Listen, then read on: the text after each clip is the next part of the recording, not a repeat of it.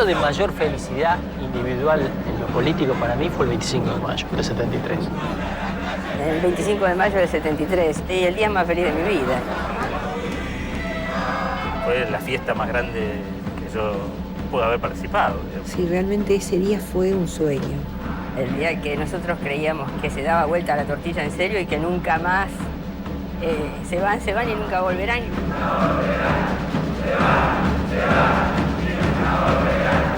Yo creí que a los 14 años me comía el mundo. Teníamos razón. Es cierto que el tener razón no significa que de allí uno encuentre la estrategia correcta para hacer valer esa razón. Cuando algunos me dicen subversivo, yo acepto, porque es cierto, yo pretendo subvertir la injusticia en justicia. Por eso peleamos y por eso también nos enfrentó la reacción de la manera que nos enfrentó. Porque íbamos camino de construir una Argentina distinta.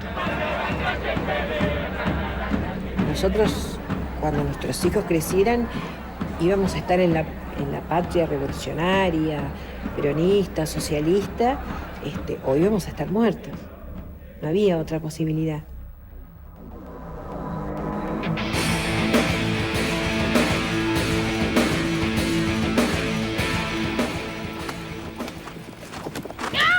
Yo tenía 12 años de edad y en ese momento se anunció la llegada de un avión desde Buenos Aires y como todos los chicos corrimos y ahí lo vi a Saint-Exupéry, sí, efectivamente.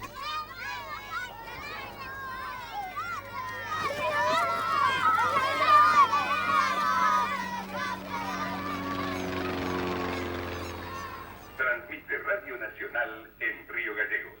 Estamos con Messier Saint-Exupéry. Messier Saint-Exupéry, ¿no le da miedo pasar la vida arriba de un avión? Miedo, no. El cielo azul y las nubes son mi casa. Allí me siento protegido, seguro. Y de noche es como ser una estrella más. ¿Por qué la Argentina? La Patagonia. Porque en la Patagonia la extensión parece ilimitada. La tierra aquí es como el cielo, inconmensurable. Mira, en homenaje a mi padre, yo voy a decir, él llegó a América, concretamente a la Argentina, con 16 años de edad. Y siempre decía en lengua croata, vine descalzo, desnudo y hambriento. Došao sam gol, bos y gladan. Y siempre nos decía a sus hijos argentinos, no saben ustedes la bendición que Dios les dio con esta tierra y aprendan a cuidarlo. Radik, trabaje. Y lo cumplió porque me hizo orar bastante la tierra. Nací en Talcahuano y Santa Fe. En esa época se nacía dentro de las casas, ¿no? en hospitales, en el sanatorio. Me fui a Londres a los 5 años. Mi padre era marino, era agregado naval ahí. Después volví y estudié solo hasta primer año de Nacional. Ahí dejé. No terminé segundo. Y después no estudié nunca más. Y después viví. Y él hubiera sido gorila total, estoy seguro. Era muy marino, era muy gorila. Yo tengo un recuerdo en Londres que yo iba a un colegio que eran todos hijos de diplomáticos, todos tenían países, había españoles, franceses, y yo no existía. La palabra argentina nadie la conocía. Y para un chico no tener países, curiosamente, era un desamparo total. Nací y me crié en el campo. Teníamos una pequeña chacra, éramos 12 hermanos. Ahí fui descubriendo lo que había significado los ingleses, la famosa forestal, que habían arrasado con la reserva más grande del mundo en Quebracho Colorado. Ya en este momento no quedan más hombres de aquella época, pero ellos sabían contarme de lo que significó para ellos, cómo actuaban clandestinamente, se reunían de noche en el monte, con los delegados de otros lugares donde también estaba la forestal. Y bueno, y se dieron toda una lucha por sus reivindicaciones contra los ingleses. Llegó un momento en que, no sé por qué, decidí y insistí a mis padres que me dejaran ir a estudiar al seminario, estudiar de sacerdote, de cura.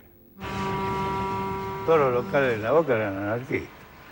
Y donde ahí uno aprendía la pelea, veíamos cuando venían los caballos a desalojar los compañeros. Y no desalojarlos, llevarlos a la seccional, ¿no? Muchos desfilaban por el suelo. Y eso uno lo vivió y fue dando contenido social. Y la bronca de, vos decías, no leías ni el diario, ¿viste? Porque el diario, la prensa y la Nación lo leían los tipos, los que laburaban en el banco, los maestros, ¿viste? Los tipos medio privilegiados del Rioba que estaban en la puerta, antes se sentaban en la puerta del diario. Y en los comités se compraba un diario y se pasaba por todo el patio. No había leyes, los viejos se nos morían yendo a trabajar, no había ningún tipo de protección, los hospitales eran miserables. Eso es lo que vivíamos nosotros en los barrios, no teníamos acceso a nada.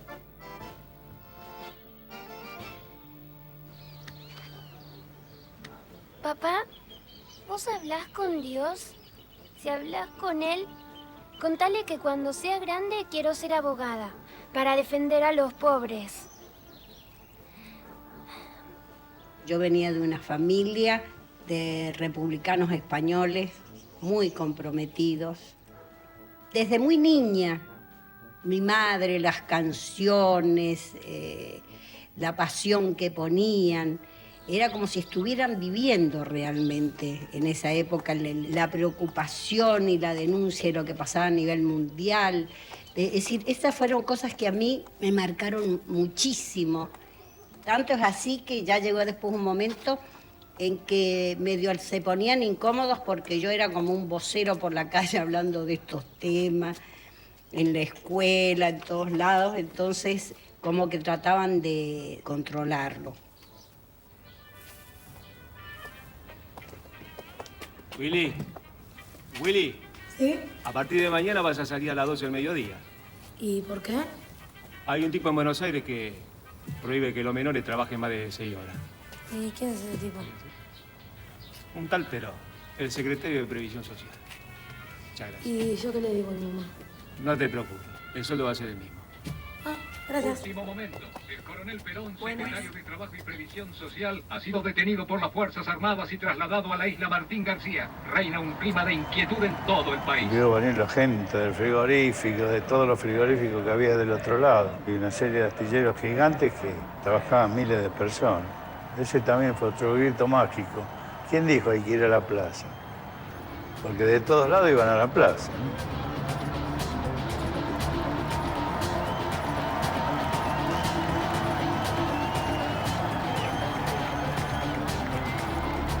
El 17 de octubre, estaba en la plaza y me acuerdo el esfuerzo que hice para que no me gustara. Me pareció fascinante, nunca había visto una cosa tan maravillosa y la fuerza que hacía para que no me gustara. Me pareció maravilloso, un orgullo. Ahora cuando lo miro, que tengo un orgullo por el país. Ahí tendría que haber visto peronista, pero no tuve agallas. Me hice peronista en Cuba, curiosamente. Mensaje de Juan Domingo Perón al pueblo argentino. En pocas horas estarán en condiciones de decidir sobre los destinos de la patria. Este es un hecho trascendental, tengan cuidado. Si el patrón de la estancia, como han prometido algunos, cierra la tranquera con candado, rompan el candado o la tranquera o corten el alambrado y pasen para cumplir con la patria. Recuerdo perfectamente las elecciones de febrero del 46. Yo tenía 6 años en ese momento. En mi casa se vivió como una jornada negra, ¿no? Y no tengo recuerdo de la bomba de Hiroshima, que había sido unos meses antes. Entonces, yo digo que para la clase media argentina el ascenso de Perón fue peor que Hiroshima, ¿no? El general Farrell en el Salón Blanco de la Casa de Gobierno hace entrega del mando a su sucesor constitucional. La escena lleva a un plano insuperable la emoción de quienes la presencian.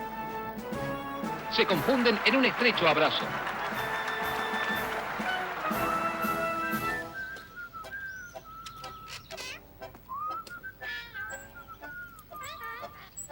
Yo digo que lo que quiero recuperar de la Argentina es el silbido de los tangos, los obreros que pasaban a las fábricas que estaban en la zona de Murra, Productex, a a Altanora, Colorina, qué sé yo. Era una fiesta, en la época esa del país era una fiesta. La legitimidad del peronismo es la aparición de un país diferente. En el 47, 48 apareció un país.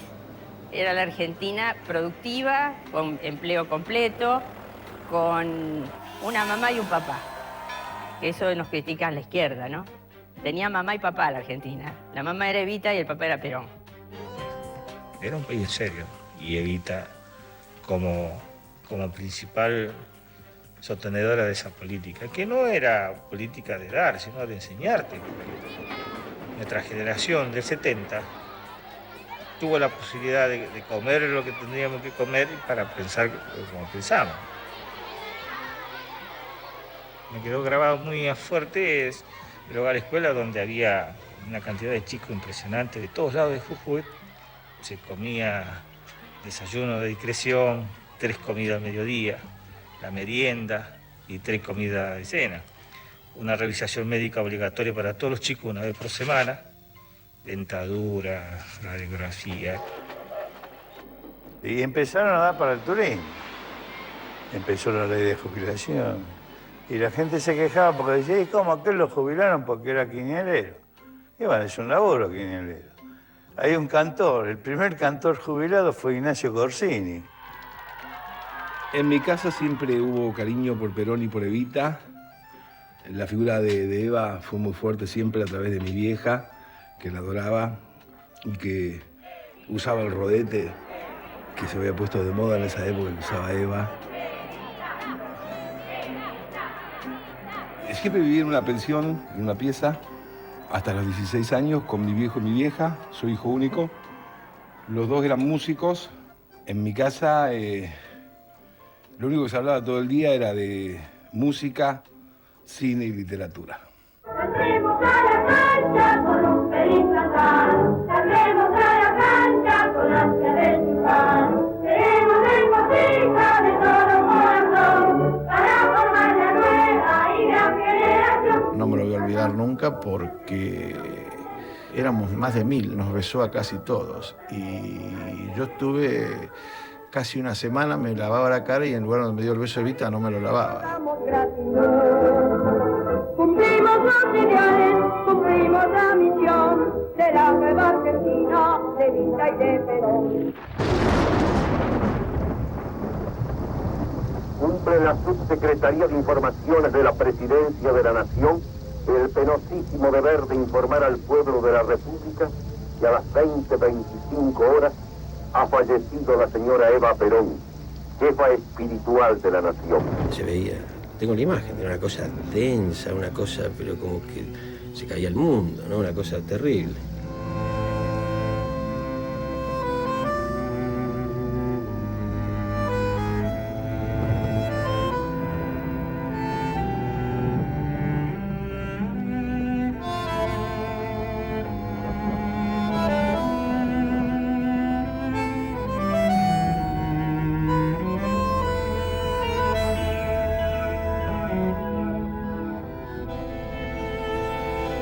Hacía guardia con otros chicos antes de entrar al colegio. Cuando salimos del colegio nos turnábamos, guardia de 15 minutos, 20 minutos, al lado de un altarcito donde estaba la foto de Evita con velas permanentemente. Eso duró meses.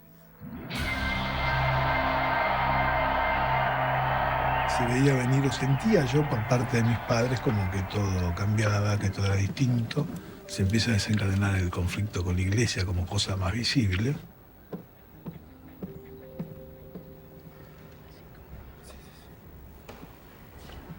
Señores, es un día muy particular en la historia de nuestro país.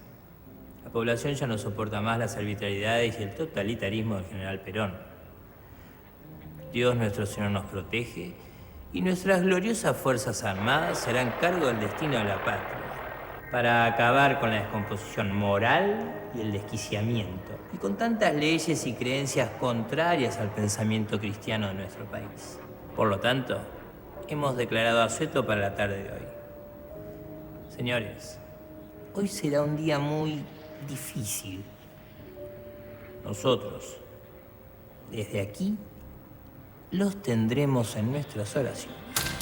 Y después vi una cosa que me marcó a fuego, que fueron los camiones que pasaban por la calle Rivadavia, con obreros, con picos y palas gritando la vida por Perón.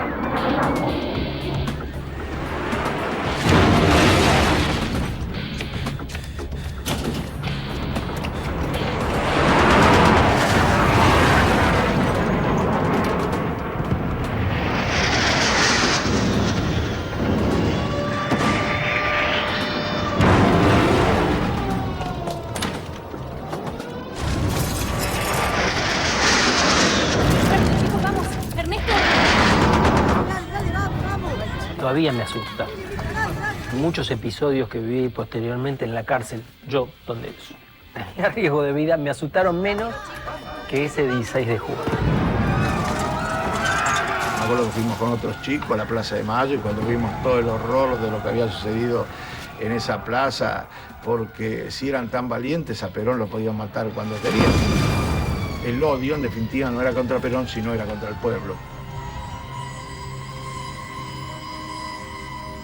A la violencia le hemos de contestar con una violencia mayor.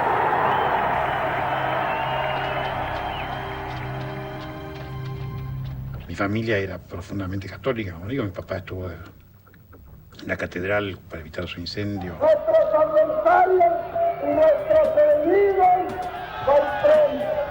Si no lo hacen, pobre de ellos. La versión que yo recibí en mi casa era un poco, bueno, la culpa no es de Perón, ni es de la Santa Madre Iglesia, sino que son algunos curas.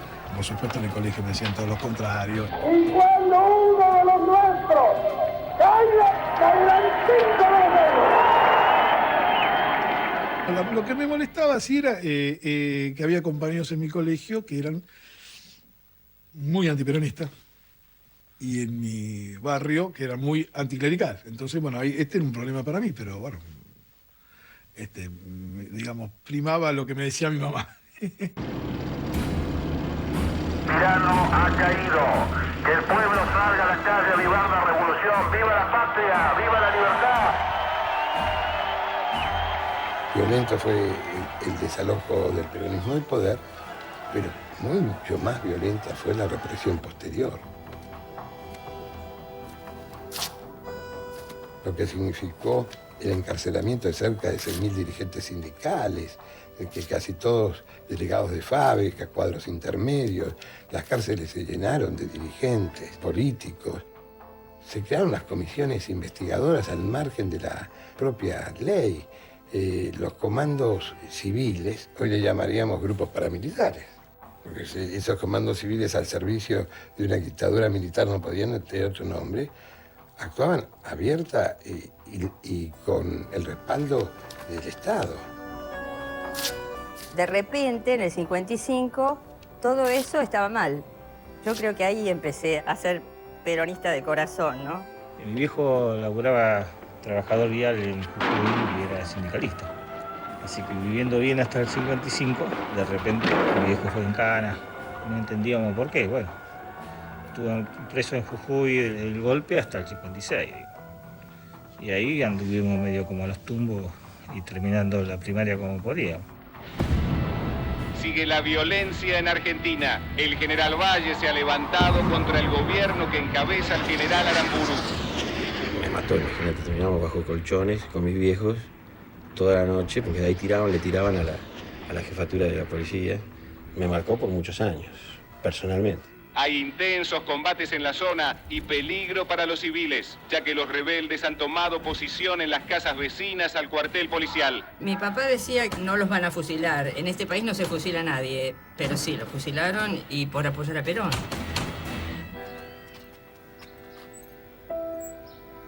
Nadie decía nada, había muchísimo miedo y no se podía decir la palabra Perón. Compañeros peronistas, 2 puntos. Unidos venceremos. Las únicas fuerzas unidas por una causa y un ideal son las del pueblo. Es menester esperar el momento oportuno para accionar.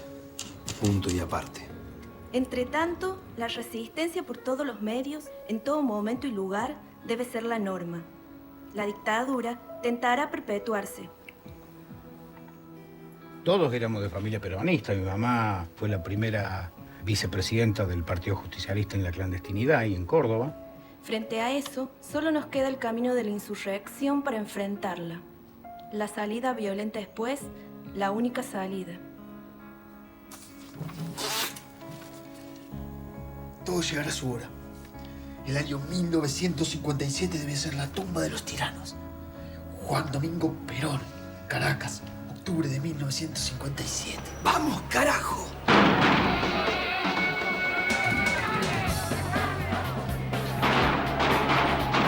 Lo que yo aprendí del peronismo lo viví con los viejos de la resistencia de Quilmes. Había un comando en Quilmes que se llamaba el Comando L-113 de la Resistencia, que eran 15 viejos. Esa generación nos enseñó a nosotros el sentido heroico. Yo veía que los tipos tenían un sentido heroico de la vida. Yo recuerdo muchos grupos juveniles peronistas que aprendieron a hacer los caños, eso de doble rosca, con la pólvora y demás, enseñado por viejos que venían de la década del 30, incluso de la década del 20. El primer acto, digamos, de militancia que yo tengo recuerdo de mí mismo es en el 58, cuando Silvio Frondizi llamaba al voto en blanco contra su hermano. Tomá, estos son los volantes que hay que repartir hoy. Si llega a caer la cana, agarrás los volantes y los tirás en cualquier lado. Y después te mezclás con los obreros. Fui a Pompeya, a una fábrica que era Tamet, cuando entraban los trabajadores de la noche. Ah, pará. Te traje algo. Este libro te va a cambiar la cabeza. Me encantó, te puedo asegurar que me apasionó el libro ese. Un ideal los había llevado ahí. Y el insurgente poetiza la insurrección.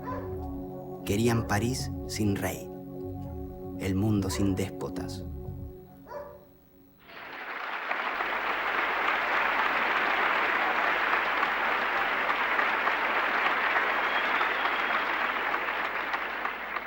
Una cosa que me impactó en esos años, eso sí, fue por supuesto la Revolución Cubana. Y ahí yo decidí anotarme como voluntaria para ir a Cuba. Porque eso sí me entusiasmaba, la posibilidad de ir a construir algo, estar con un pueblo que había ganado una revolución, aportar lo que pudiéramos, desde ir de maestra o a trabajar al campo, en lo que pudiera ser. Pero no fue. La visita de Fidel Castro da oportunidad a la población para testimoniar su afecto y su admiración por el héroe de la Sierra Maestra. Fidel Castro visita al presidente Frondizi. Ambos gobernantes departen con cordialidad, que es síntesis de los vínculos que unen a nuestros pueblos.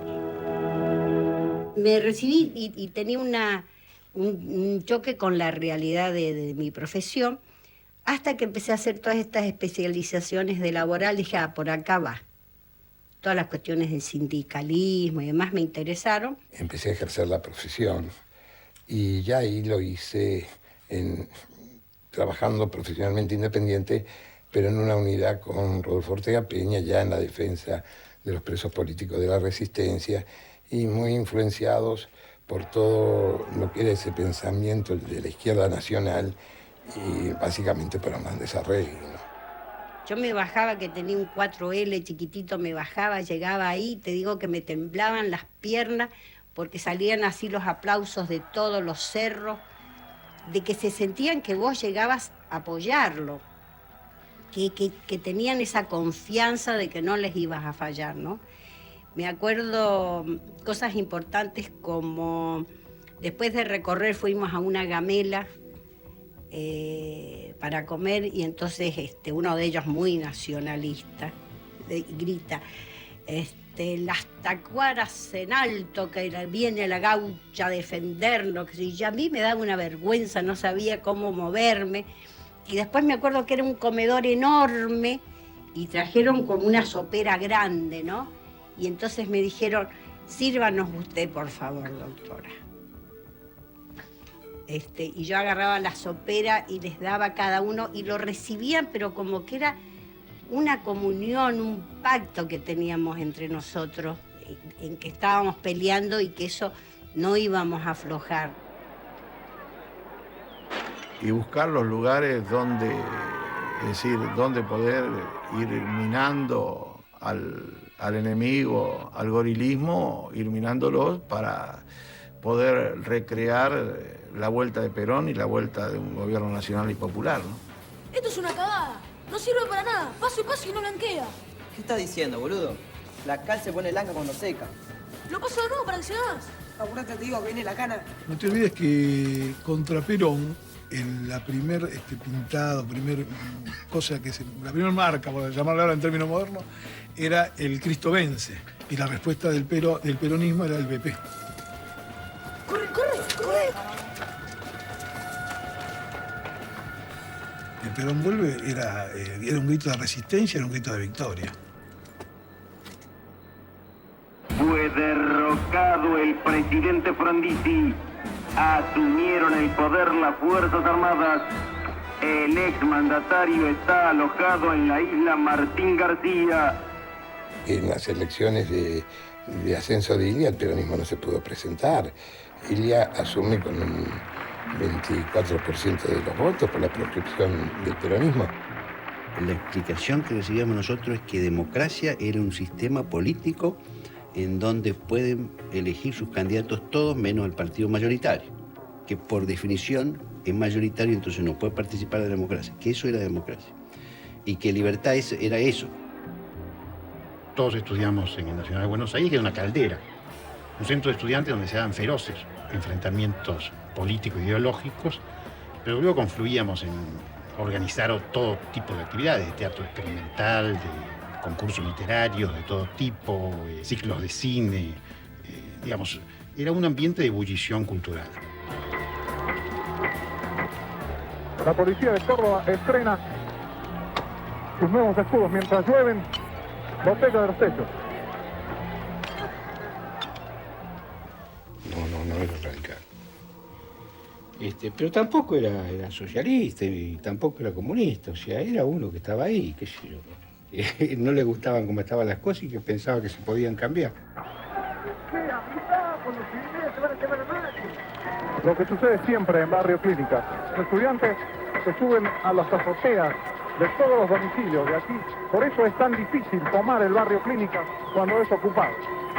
Tal vez con la formación del Comando Pampillón, ahí comenzó uno a tener un sentido de pertenencia, de decir que era o que tenía un lugar en un ámbito político. La relación nuestra con la política empieza ya en el liceo, donde se arma una especie de grupo vinculado a lo que se puede definir como la Acción Católica. Nosotros teníamos un capellán que era el cura Rojas, un cura tercermundista muy conocido en Córdoba, con el cual teníamos un nivel de afinidad y discusión política. Estaba el Gordo Massa, estaba Ignacio Vélez, o sea, había una serie de compañeros, estaba el Pepe Fierro, un panorama bastante desconocido. Y bueno, fíjate que el liceo ha dado varios cuadros a las organizaciones armadas durante todo ese periodo, ¿no? Yo era bastante inquieta, digamos, con bastantes inquietudes, desde que iba sola con una monja a los 9 años a catequizar y ayudar en un barrio pobre en Batán, porque yo soy de Mar del Plata. Tú me quieres alba, me quieres de puma, me quieres de naca, que seas alimenta el cuerpo cuando Entonces, buen hombre. Preténdeme blanca, preténdeme libia, preténdeme casta. Deberías dejarte de tanto pobre, tanta Alfonsina Storni, tanta villa, y aprender de una vez por todas las cosas que una verdadera mujer debería saber. ¿Cómo cuáles, mamá? ¿Cómo cuáles, mamá? Terminar tu carrera de maestra, conocer un buen muchacho que sea trabajador, tener tu propia casa, Isita. Mi mamá era peluquera y había trabajado también desde muy joven, muy sufridos, hogares muy pobres. Y ella estaba convencida de que uno llegaba donde llegaba solamente por el propio esfuerzo. Después abrió muchísimo su pensamiento y lamentablemente porque fue a costa de su secuestro, de la muerte de parte de nuestra familia. He asumido el cargo de presidente de la nación que las Fuerzas Armadas han coincidido en conferirme con convencido de que la gravedad de la circunstancia nacional nos impone obligaciones inexcusables. La cosa se reventó cuando subió Onganía. Él tenía 20 años y nosotros ningún día. Como siempre nuestro pueblo preparado para luchar. ¿Contra quién? Contra los gorilas que quería fusilar. Contra los gorilas que quería fusilar. La mayor parte de los profesores más piolas que teníamos en la facultad los echaron, empezaron a venir profesores que eran un desastre, quedó prohibida la política universitaria. De la reforma universitaria a la revolución nacional. Muy buen trabajo, muchachos, ¿eh?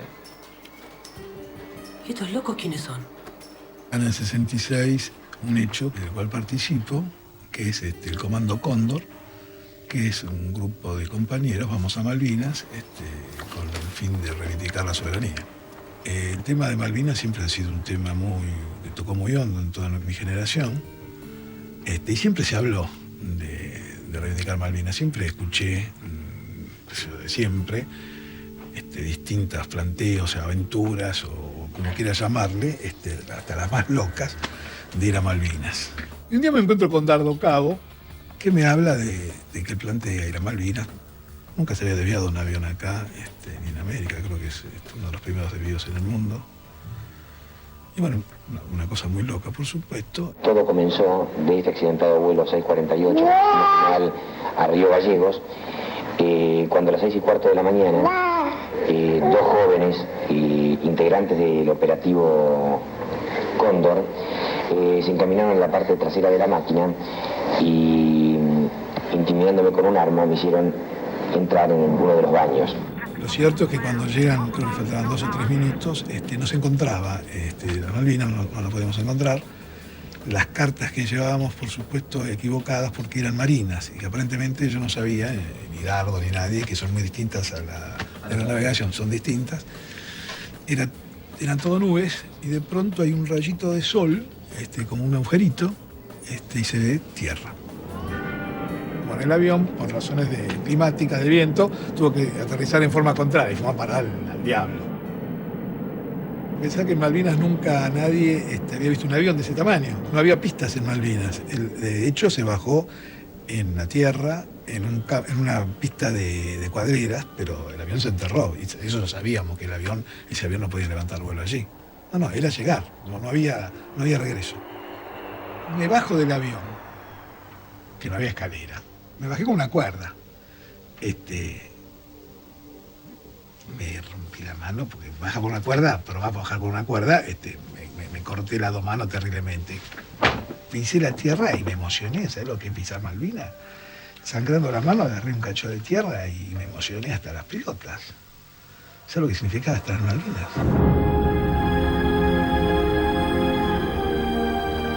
Vienen un obispo anglicano y un obispo católico que se hacen cargo del pasaje, y el pasaje va a las iglesias. Y nosotros nos quedamos con los prisioneros y nosotros. Y las armas quedan en el avión, y nosotros nos íbamos a una iglesia católica. Nosotros nunca nos rendimos, y después nos íbamos en un barco argentino. Esto es lo que ocurrió. Lo que se buscaba era repercutir en Argentina, digamos, en el poder político, sindical, empresarial, en fin, todos los factores de poder de la Argentina, llamar la atención y evidentemente es un hecho simbólico, no hay duda. Más allá de todo lo aparatoso de enviar un avión, llevar algunas armas, es un hecho simbólico.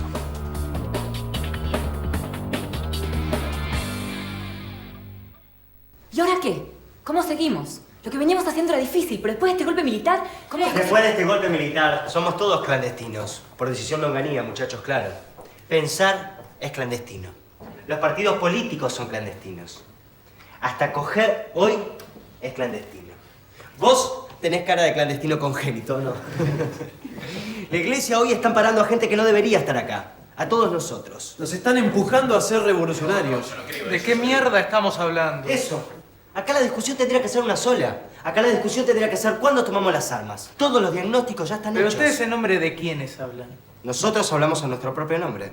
Eduardo Y Jorge, y si se me permite, en nombre de mucha gente. Yo tuve el honor de estar con un revolucionario de verdad. Aquel que la reacción dio por muerto, el Che Guevara. Bueno, yo acá tengo una carta. Esto no es Cuba, ni es Argelia, ni es Vietnam. Es Argentina. En Argentina la historia es otra. ¿Y quién dijo que no podría ser lo mismo, ¿Acaso vos decías la violencia? No. Ninguno de nosotros la quiere. Pero si nos obligan, no nos vamos a echar ¿Y atrás. ustedes cómo saben lo que haría el Che acá? Tengo algo que puede interesar. ¿Pueden dejar que lo lea? Carta del Che a la Tricontinental. En América Latina se lucha con las armas en la mano. En Guatemala, Colombia, Venezuela y Bolivia. Y despuntan los primeros brotes en Brasil. América. Continente olvidado por las últimas luchas políticas de liberación, tendrá una tarea de mucho mayor relieve. La creación del segundo y tercer Vietnam. Toda nuestra acción es un grito de guerra contra el imperialismo y un clamor por la unidad de los pueblos contra el gran enemigo del género humano, los Estados Unidos de Norteamérica. Que no se puede confiar en el imperialismo, pero ni tantito así. Nada. En cualquier lugar que nos sorprenda la muerte, bienvenida sea. Siempre que ese, nuestro grito de guerra, haya llegado a un oído receptivo y otra mano se tienda para empuñar nuestras armas y otros hombres se apresten a entonar los cantos luctuosos con tableteo de ametralladoras y nuevos gritos de guerra y victoria. La Iglesia durante un siglo ha tolerado el capitalismo, pero no puede menos que regocijarse al ver aparecer en la humanidad otro sistema social alejado de esa moral.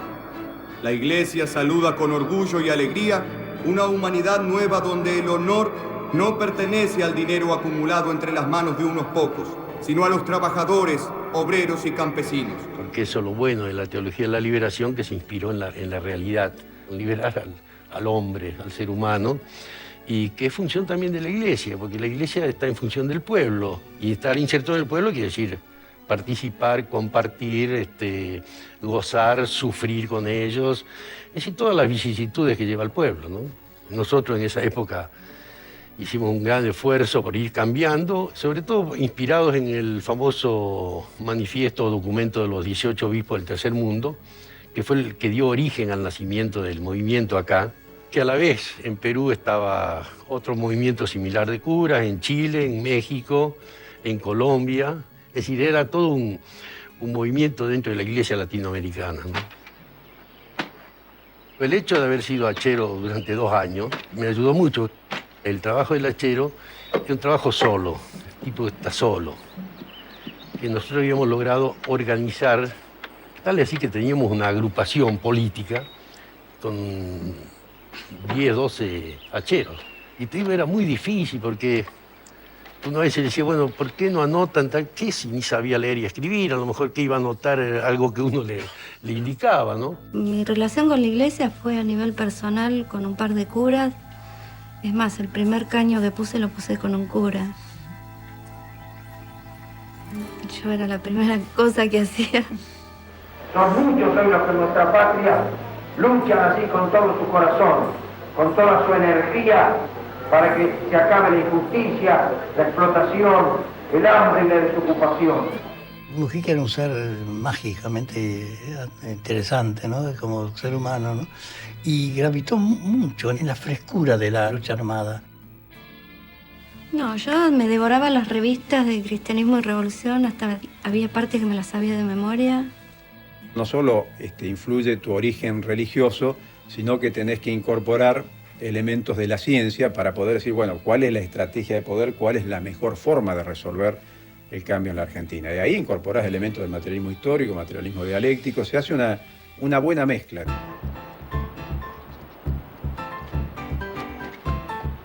Y en Cuba hicimos un pequeño entrenamiento guerrillero en las sierras de Escambray. Allí nos encontramos con otros grupos, había algunos grupos de gente que después tendrían que ver con el ERP, con el PRT. También me encontré allí con compañeros que después formarían parte de Montoneros. Allí la conocí a la Gaby Arrostito. Lo volví a ver a Valmedina. Nos agarra en medio de esa situación la muerte del Che Guevara en Bolivia. Nos sentimos hermanados con todos los que con valentía y decisión enfrentan la voracidad insaciable del imperialismo, que con la complicidad de las oligarquías apátridas apuntaladas por militares títeres del Pentágono mantienen a los pueblos oprimidos. Hoy ha caído en esa lucha como un héroe la figura joven más extraordinaria que ha dado la revolución en Latinoamérica. Ha muerto el comandante Ernesto Che Guevara. Su muerte me desangra el alma porque era uno de los nuestros. Quizás el mejor.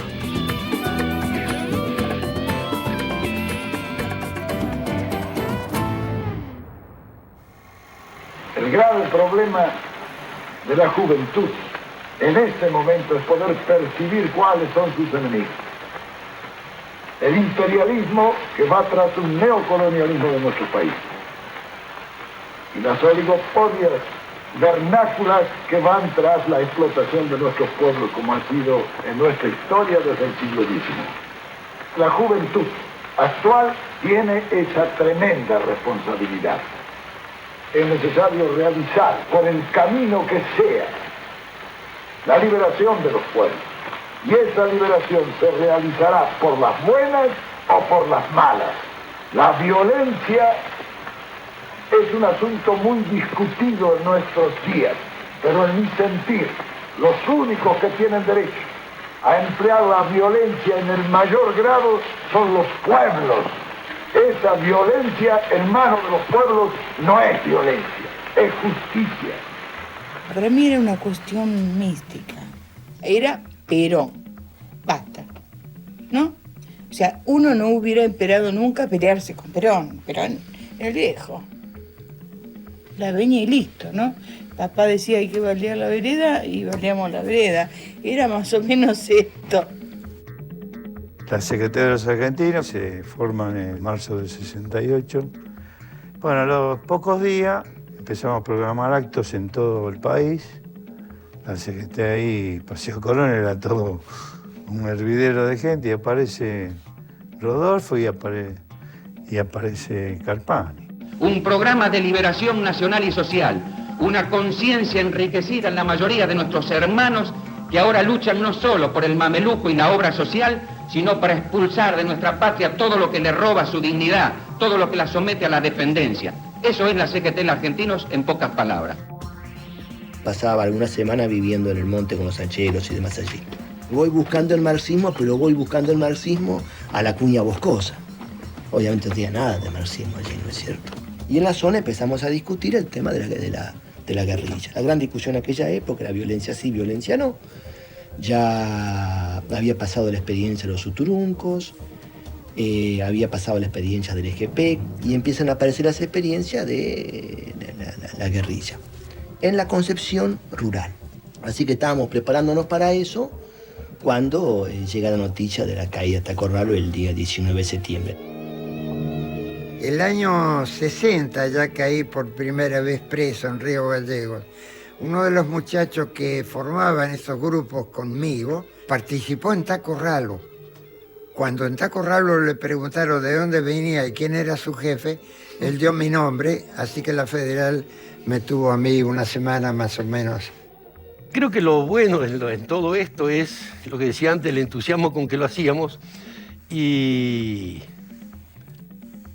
que se insertó en la población una nueva forma, como quien dice, de encarar los problemas. Y las cosas que hacíamos, que íbamos a visitar a los compañeros, ¿te acordás? Al interior de la provincia de Buenos Aires, en una Mi 8, íbamos 17.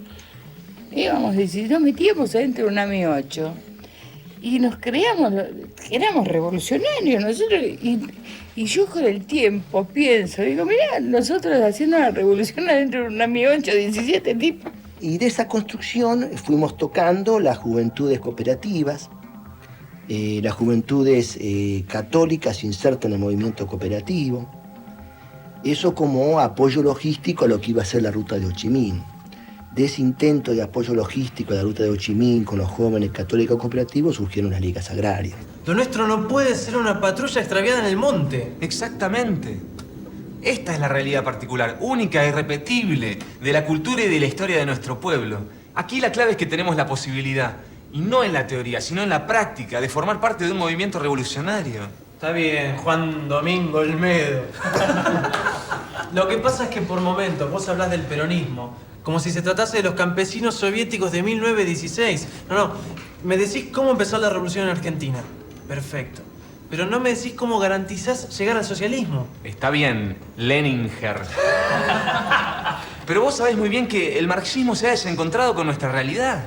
Lo han manipulado hasta convertirlo en un pobrísimo dogma. Tanto el marxismo como el justicialismo, quitados del contexto histórico en el que se producen y utilizados como dogma, se estancan, se paralizan, se mueren.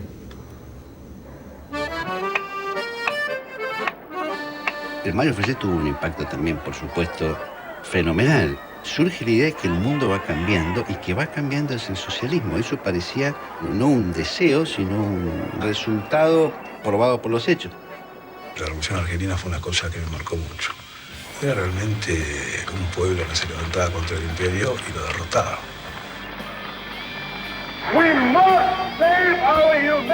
Nos oponemos a ser enviados como mercenarios negros a matar y a morir en Vietnam.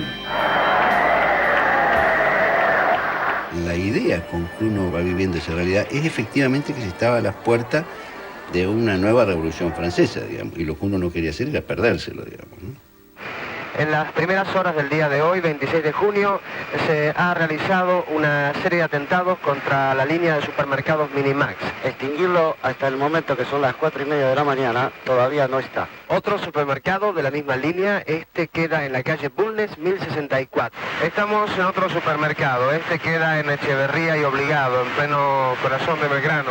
Que fue un hecho espectacular, que se incendiaron no sé cuántos Minimax, o 8 o 10 Minimax como respuesta a la visita de Rockefeller, y que no lo firmamos, y que bueno, se lo adjudicó Dios y María Santísima. No puedo decir que son atentados, sino que hubo una simultaneidad de incendios. Y nosotros teníamos que hacer un poco de aspamento y no sabíamos por qué, en juramento y cabildo, para que la 33 no vaya a correr, después salir corriendo y mientras se hacía el Minimax, digamos. Unas cosas de distracción. No sé quién nos dijo que hiciéramos eso. Mucho tiempo después, en un reportaje, Olmedo lo recupera y explicita de que, bueno, que habíamos sido parte de esa operación. Incluso muchos de esos grupitos que participamos de esa operación todavía no habíamos integrado un solo grupo, eran todavía pequeños núcleos separados. Cárdenas y Justino Farrell conforman como la estructura base de lo que después se denominaron las cátedras nacionales, con un contenido distinto a lo que daban los trogloditas de la dictadura, un ámbito de discusión real. Y las cátedras tienen como un crecimiento explosivo. Uno termina adjudicándole a las cátedras cosas que en realidad tenían que ver con un proceso histórico más profundo. Pero en otros lados también se da esa nacionalización del estudiantado, que culmina en una suerte de peronización. Por una serie de razones, un conjunto de jóvenes que venían en general más del antiperonismo que del peronismo, descubren la fuerza del peronismo. Vamos, viejo. ¿Cómo va a ser revolucionario un milico? Lo de Perón es populismo, fascismo. Entre los camisas negras de Mussolini y los descamisados no hay diferencia. Déjate de decir pelotudeces, es una barbaridad eso. ¿Leíste a Cook vos? ¿Leíste? ¿Para qué? Bueno, él lo dice clarísimo. El peronismo es lo único que la oligarquía argentina no puede domesticar. No lo puede integrar, no tiene cómo. El peronismo, el hecho maldito del país burgués. J.W. Cook. En realidad ya a esa altura yo ya tenía claro quiénes eran los buenos y los malos de la película en Argentina. Y por qué era peronista, eso lo tenía claro. Ahora, el problema era qué hacer frente a eso.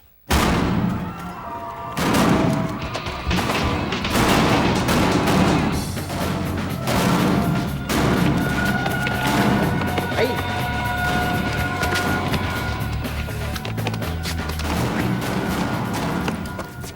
¿Qué haces acá?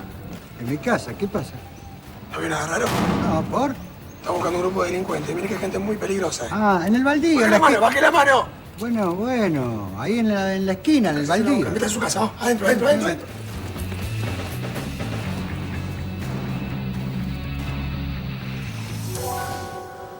Para un peronista, decía el general, no hay nada mejor que otro peronista. Qué bueno, gordo, entonces sos de los nuestros.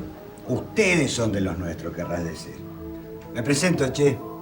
Elpidio Pérez, peronista de la primera hora y miembro del cuerpo de delegado ferroviario de Laguna Paiva. Salud, compañeros. Salud, compañeros. Salud. De pronto, universidad y movimiento obrero estamos sometidos a las mismas condiciones de represión.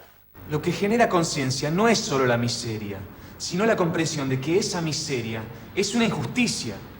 La posibilidad de comparar, de cotejar, de desmentir. La posibilidad de hacer de la explotación una historia, un fenómeno histórico. Pero ese fue el ambiente, que era un ambiente completamente de subversión del orden, digamos, y de las ideas. O sea, en ese sentido la universidad sí era un centro de politización y de sacudir a los jóvenes. ¿Qué pasa? Está lleno de gente, chicos, es increíble. ¿Qué pasa? En media hora vamos a empezar con una proyección. ¿De qué? De la hora de los hornos, en el aula magna. Los esperamos. Sí, yo creo que los 60 en el mundo, y de manera especial en la Argentina, fueron una especie de renacimiento. Nuestra generación estaba llena de espíritus universales, cosa que es difícil encontrar después. Oye, paraguayo, estos que estamos escuchando es Cocomarola, ¿no? No, es Mozart, negro. Mozart. Mozart. Qué gusto, Josecito, ¿eh? Qué gusto. El caso de mi hermano Fernando.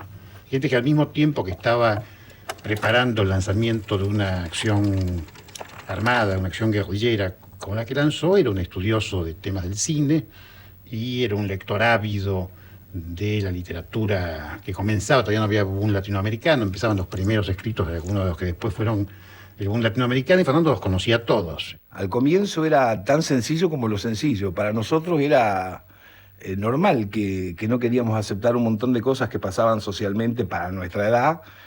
Y bueno, nuestra herramienta de elemento de construcción era la música. Nos pasábamos horas y horas en algunos de los cafés como la Perla del Once, que quedaban abiertos toda la noche y que sí estaban llenos de estudiantes, y nos quedábamos fumando, divagando, naufragando de ahí sale eso. Después decíamos al otro día, ahora vamos a ir a un bar de Coronel Díaz, y elegíamos zonas. Siempre terminábamos presos, ¿no? Mi viejo me quería matar. Mi viejo me echó de mi casa, me dijo que me fuera, que no podía vivir ahí con esa ideología.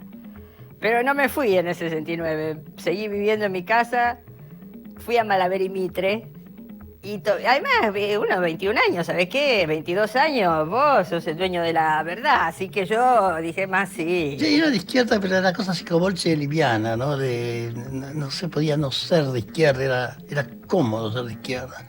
Pero cuando conocí izquierda con obreros, no con estudiantes, me volví loco, me maravilló el peronismo. Ni los dirigentes de la CGT, ni los propios dirigentes estudiantiles creían que esa jornada podía ser una jornada de alguna manera diferenciadora. Empezamos a ver que llegaban de a uno los obreros de Kaiser y de la Fiat que habían desbordado a la policía. Y allí empezó esa jornada extraordinaria de protesta espontánea y de un nivel de solidaridad entre violencia y cosa festiva, que fue el Cordobazo. El Cordobazo nos cambió de prepo la estrategia, más que iluminarnos de un sopapo. Los desfiles ya a partir del Cordobazo lo hacíamos con bayoneta calada y lo hacíamos con munición en la recámara. El problema es que se nos vinieran las masas encima, la gente nos tiraba piedras en los micros. Eso fue generando también un debate, o sea que yo también me juntara con algunos otros cadetes y empezábamos a charlar internamente qué era lo que estaba pasando.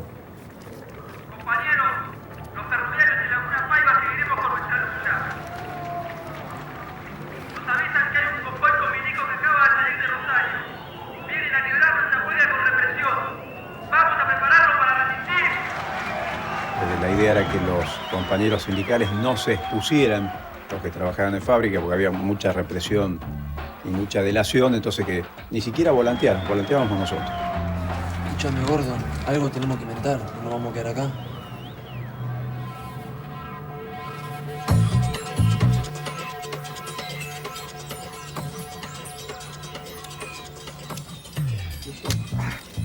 ¿Qué haces, gordo? Cortaste mal la mecha. ¿Para qué decir que sabés si no sabés? Hay que cortarla en diagonal. Vos sos el ingeniero químico, ¿sabés? A mí me trajeron para que no se pierdan en el campo. Si hay que afanar una locomotora, yo me la afano. Con las bombas, préndanla ustedes. Era avisado que te traíamos de guía. Al final nosotros creíamos que era de la resistencia peronista, pero nunca pusiste tu caño, gordo. ¡Vamos! Ah, por eso estoy con vos, pibe de oro, para que me enseñes a ser peronista, la puta que te parió. Nunca llegó ese convoy militar.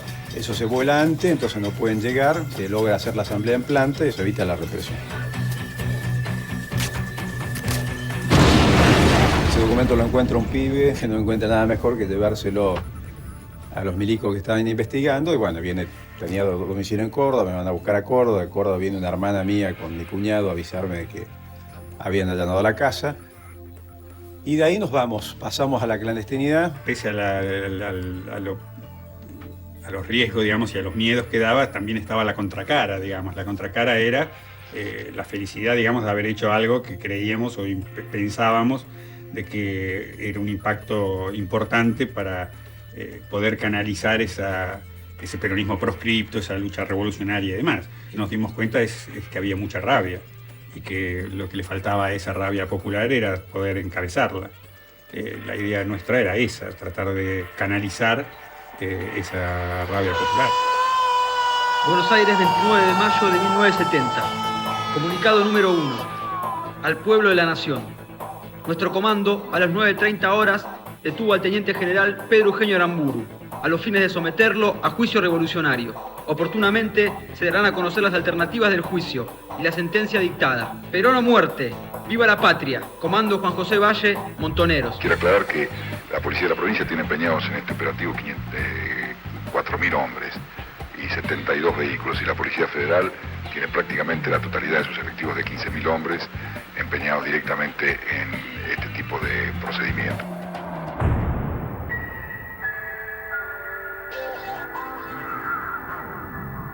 El Aramburu era la expresión más hija de puta del antiperonismo, digamos. Como ser humano esto no debo admitirlo, pero yo tengo que decir que en ese momento millones de argentinos sentimos de como que se empezaba a hacer justicia en lo que respecta a todos los crímenes horrendos que había habido de 1955 hasta la fecha. Los viejos, pero rechocho estaba, te imaginas que había sido ya te digo, te lo reiterar, el represor, El asesino. el asesino, digamos, ¿no? La alegría de poder haber pegado el golpe al enemigo. Alguna vez el tiro de la justicia fue por el lado nuestro. Aramburu y Rojas eran los que habían fusilado compañeros. Los que habían fusilado compañeros sin previo juicio, es decir, los llevaban por ser peronistas y los mataban. Lo mataban y teníamos nombres y los apellidos de los mártires, ¿no? Mourinho, Cogorno, es decir, hay una lista que no se nos borraba.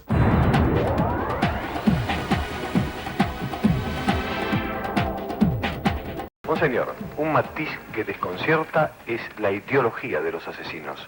¿Usted qué opina? Efectivamente, para mí es una cosa profundamente desconcertante. Poco importa que sean extremistas de izquierda o de derecha, son extremistas. Y eso no es compatible con la vida argentina. Uno no alcanza a percibir qué objetivos, dada la edad de las personas, dada la formación ideológica que han tenido. Son argentinos, eso es lo que nosotros tenemos que decir.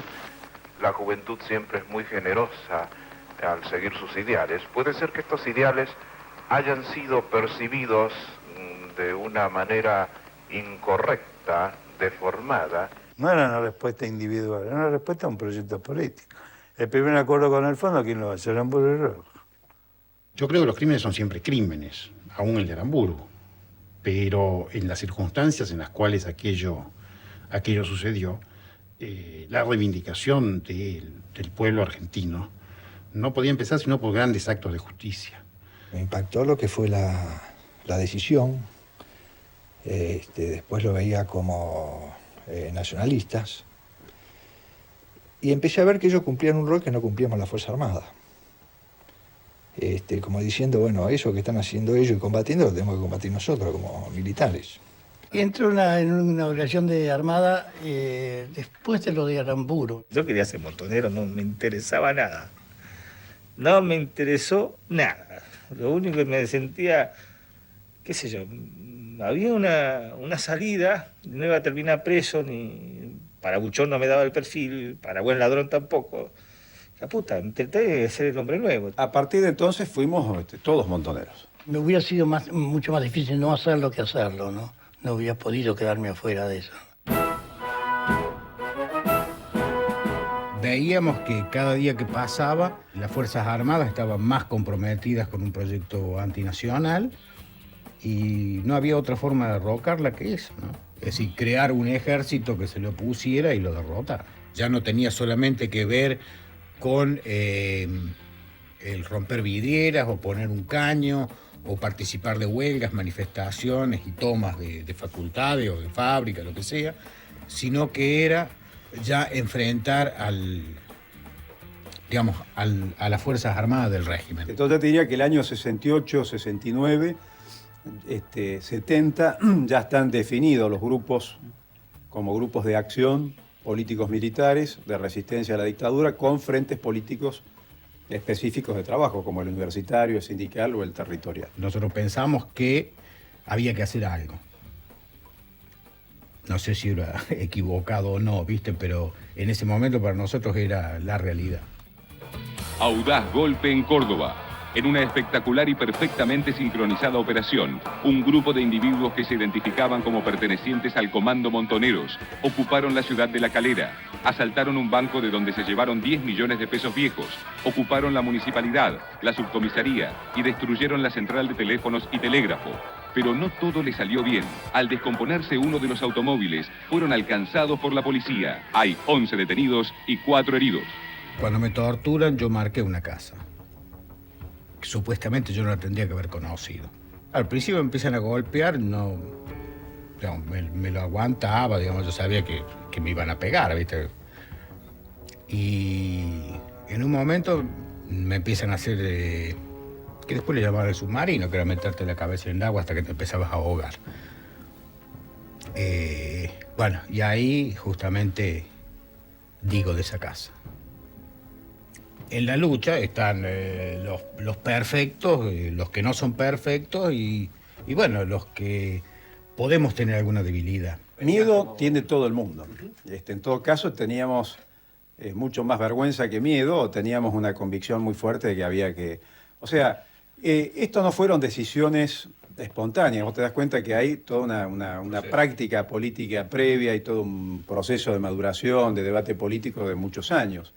Entonces, bueno, esto para nosotros era parte de la circunstancia de la lucha. Lo que hay que tener presente es que eso también es lo que le da riqueza, ¿no es cierto? Que puede entrar cualquiera y que cualquiera puede ser un militante y cualquiera pueda seguir siendo militante, a pesar de las derrotas, a pesar de los golpes y de las caídas.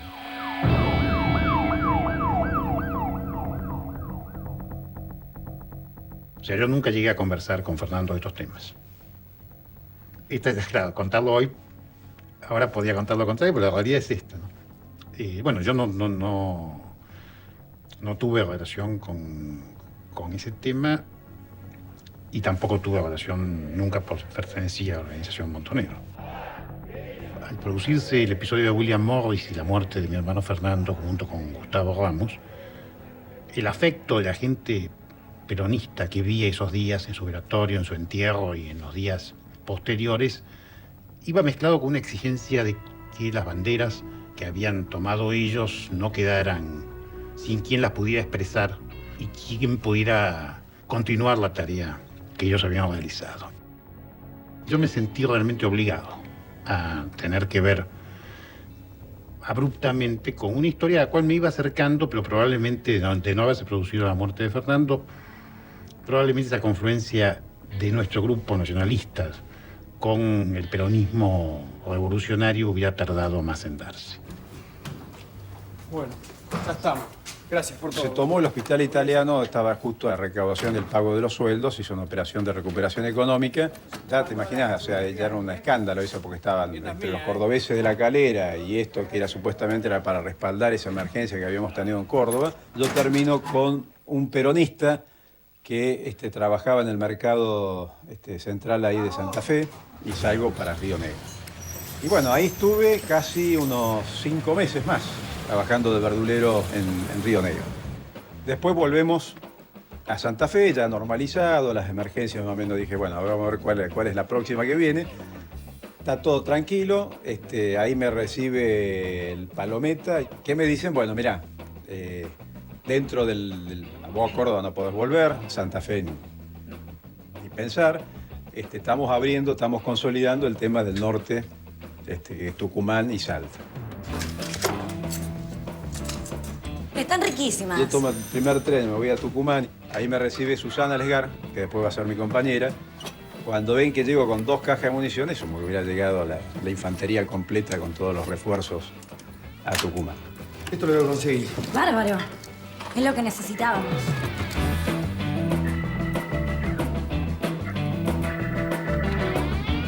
Los teníamos totalmente desconcertados los servicios, no se podía saber qué es lo que estaban haciendo, qué estaban preparando, digamos.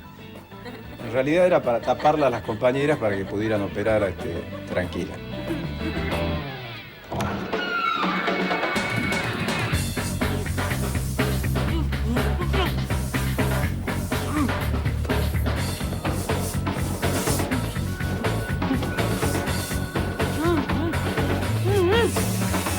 Vamos, vamos. Serán las condiciones indispensables de comandantes en jefe. Ha debido reasumir el poder político del Estado para asegurar el logro del objetivo fundamental de la revolución. A veces había racias en la época de la NUCE y yo estaba con mis 2 nenes y los chiquitos de la villa nos marcaban los laberintos para salir. Si la cana entraba por acá, los pibitos nos marcaban el camino y yo capaz que 1 de la mañana corriendo con mis nenes atravesando los pasillos. Y hoy se acuerdan de todo eso. Así íbamos a pintar, a veces ponía una almohada en el asiento de atrás, uno para acá, otro para allá y lo llevaba a todos lados. Miraban si venía un patrullero. Era yo y mis hijos y la lucha y era todo junto. No podía separar una cosa de la otra. Las instituciones, yo creo que para toda esa juventud era poco importante. Todo transgresó. Nuestras vidas de la gente de los 70 ha sido transgredir todo lo que nos dijeron.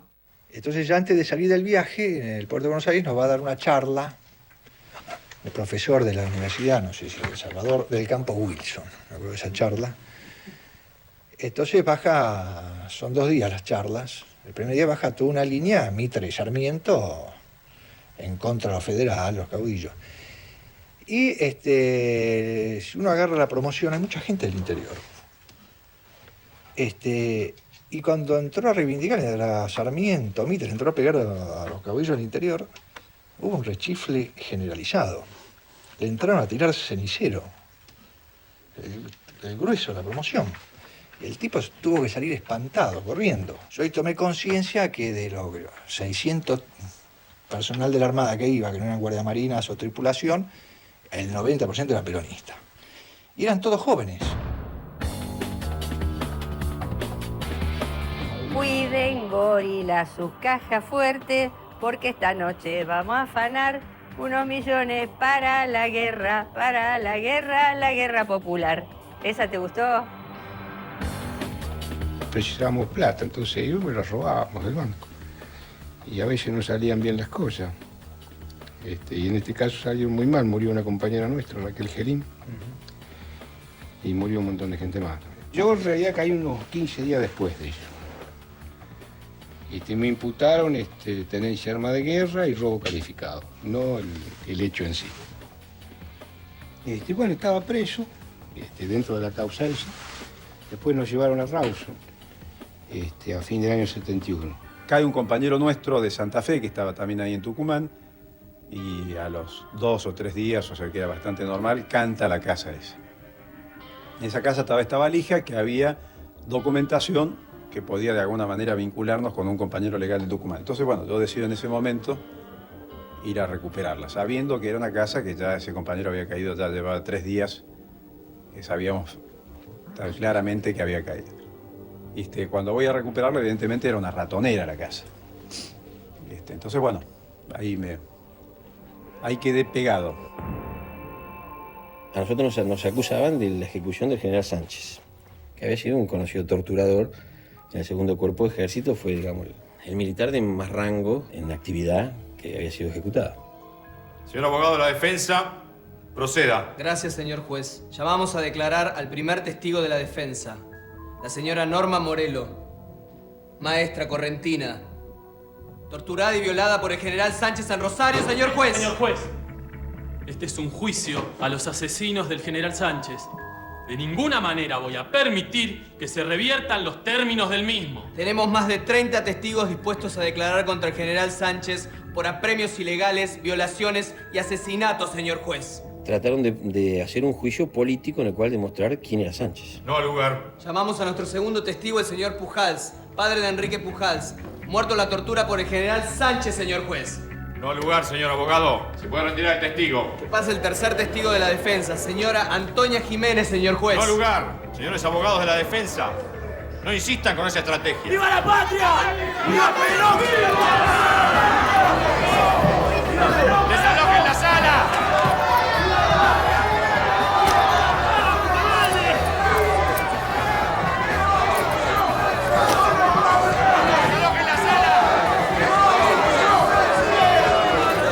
La pena de muerte me preocupaba. Me preocupaba porque no la veía descartable.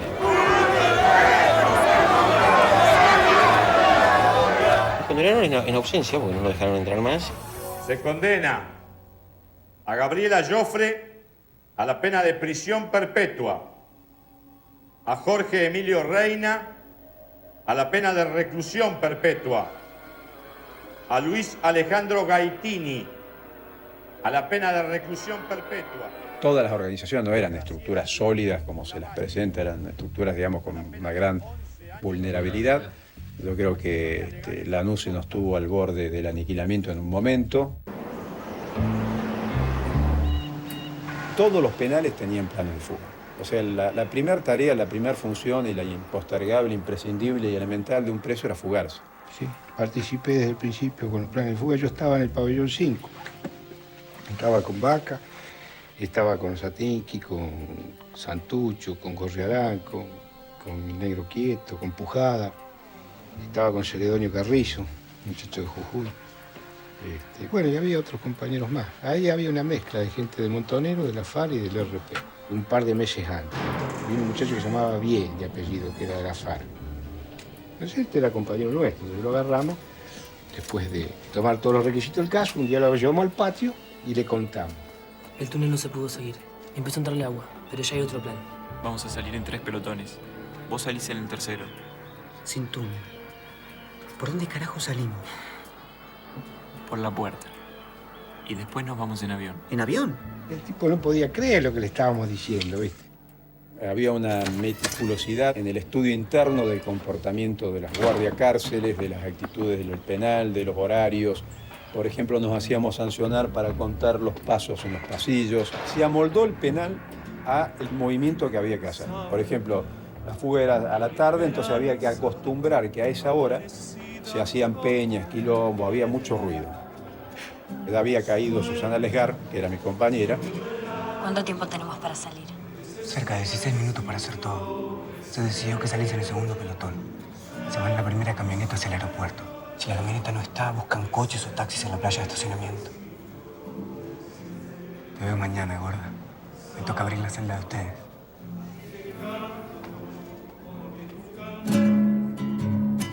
Centauro en un grito al azar.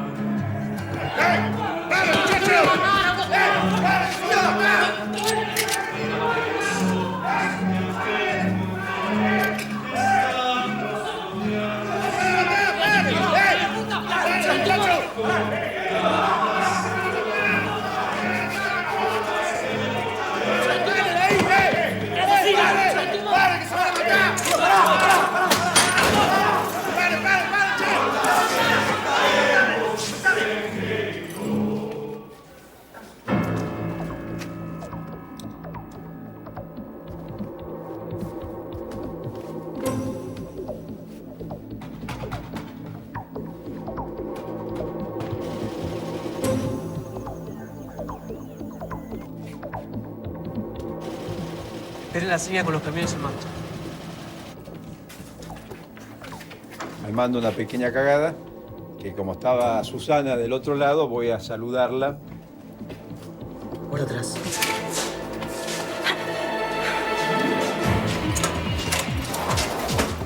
¡Soltame! ¡Soltame! ¡Ya, mierda! Una vez que estaban reducidos con una serie de guardias, nosotros lo que teníamos que hacer era movilizarlos. Y eso consistía en atarlos, para lo cual practicamos un montón de tiempo y fuimos y lo hicimos con eficiencia, digamos. O sea, no era nada difícil, porque lo habíamos practicado bastante. Ya los compañeros todos en los pabellones tienen funciones específicas que hacer, controlar ventanas, puertas, ruido, o sea, mantener todo dentro de lo que está planificado.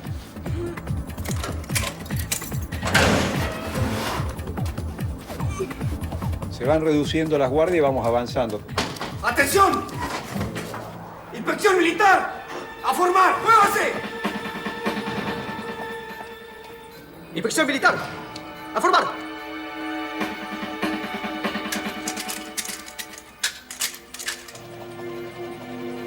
¡Este penal está tomado! ¡Todos al suelo!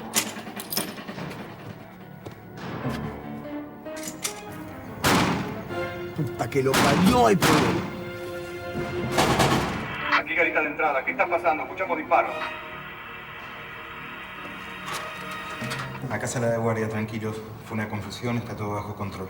Se puede hacer el reemplazo de las garitas sin que ningún tipo de las garitas reaccione o haya sentido, pese a que hubo un tiroteo, que la cosa estaba pesada. Yo me mato. Ahí está la seña. Falló la fuga. Otra vez hay que dispersarse. Los compañeros del grupo externo interpretan mal la seña. Como ya había fracasado otras veces, interpretan que la operación no se hace. Entonces le mandan la salida y el plan de evacuación que ellos tenían ante una emergencia si la operación fracasaba. Vamos, vamos, vamos. El único que se mete es el loco de Carlito. Ahí me entero que los camiones se han ido. Vamos, vamos, vamos.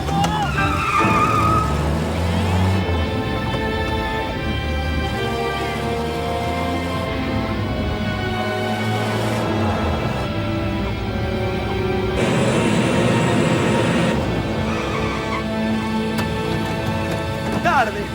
¡Hay que parar ese avión! ¡Vamos! ¡Para ese avión! ¡Hay una bomba! Primero las tropas de infantería van a cortar la pista. El cerco militar al aeropuerto está completo. Torre de control, ¡para ese avión! ¡Para ese avión!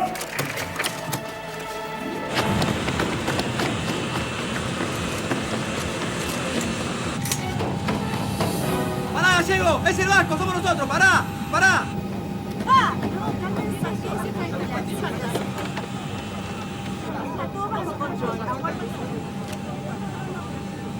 Señores pasajeros, Les pedimos disculpas por la demora. Esto fue un simulacro. No va a haber ningún problema. El vuelo sigue su curso normal. Les deseamos que disfruten del viaje. Gracias. Hay que despegar esto. En 5 minutos va a ser una escándalo. No, pero faltan todos los demás todavía. despegamos. Sobrevolamos el aeropuerto hasta que llegue el resto. Y despegamos. Nosotros estamos dando vuelta. Estamos dando vuelta y no recibimos ninguna comunicación radial. A los minutos que nosotros estamos despegando, están llegando el segundo pelotón. Y no toman contacto con nosotros porque hacen la misma evaluación de que si aterriza para subir, no se va nadie. Nosotros sobreestimamos la capacidad de reacción de la base militar. Pensamos que tenían que en menos tiempos estaban aligerados para llegar a la base y tomar la base. En realidad se demoran bastante tiempo. Había tiempo de sobras como para bajar el avión, subir el segundo escalón e irnos. Compañeros, aquí estamos en la torre de control. Hemos tomado el aeropuerto y vamos a poner en práctica el plan de emergencia planificado. Vamos a negociar, llamar a los jueces, a los abogados, a la comisión de familiares. Ya avisamos al penal. Hablaremos con la prensa. Una serie de cuadros de las distintas organizaciones armadas, montoneros, FARC, ERP, se van a reincorporar activamente a la lucha. Esto para nosotros fue todo un éxito entonces. Solución que ven las organizaciones armadas con las distintas siglas a la salida del país. Bueno, continuar con la guerra revolucionaria. Bueno, nosotros llegamos a Puerto Montt. En Puerto Montt se bajan algunos familiares, ya se habían desarmado algunos miembros de seguridad que estaban armados ahí en el avión. Y de ahí seguimos viaje a Santiago de Chile. En Santiago de Chile, cuando llegamos, nos recibe una movilización del MIR muy importante. Y a mí me tocaba ir en uno de los camiones que por error no pudieron entrar a buscarnos. Entonces me tuve que quedar en la puerta del penal. Viste, vestido, con un gamulán, con plata en el bolsillo, armado, en el medio de la Patagonia, y me quedé. Y estuvimos hasta el otro día a las 8 de la mañana, 8:30, donde se negoció la rendición nuestra y se negoció poner todas las armas en el pasillo ese de entrada de la cárcel. Y la otra parte del negocio era cada cual adentro de su celda. Los 19 terroristas que coparon el aeropuerto de Trelew fueron inesperadamente trasladados a la base Vicealmirante Sar y no al penal de Rawson, como estaba previsto. Y Ortega Peña había sido designado por los defensores para hacer el día 21 una conferencia de prensa en la gremial de abogados. 2 horas antes una bomba voló la gremial de abogados y Ortega Peña hizo la conferencia en la calle Maipú, denunciando que se preparaba el asesinato. ¡Mirando al piso! ¡Carajo, se mira al piso! Ahora van a ver lo que es el terror antiguerrilla, ¿no? Viste que uno ya a los 18 años crees que vos podés todo, que no te van a vencer así nomás, y que si uno está diciendo cosas con justicia, bueno, está todo bien. ¡Mirando al piso! ¡Guerrilleros de mierda, cagones! ¡Disparen, vamos! ¡Disparen!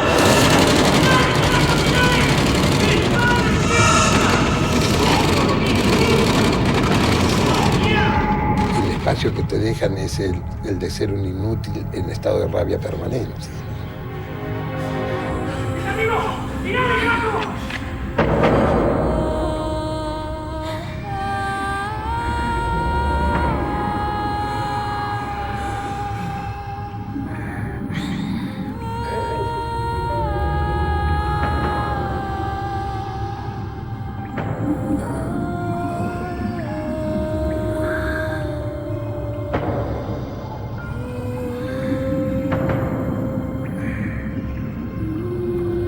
Libres o muertos, jamás esclavos. Mamá, papá.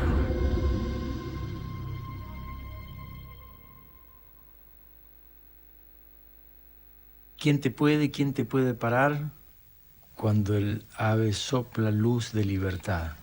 Me acuerdo. Esa parte la cantábamos con mucha fuerza y a la gente le pegaba mucho también.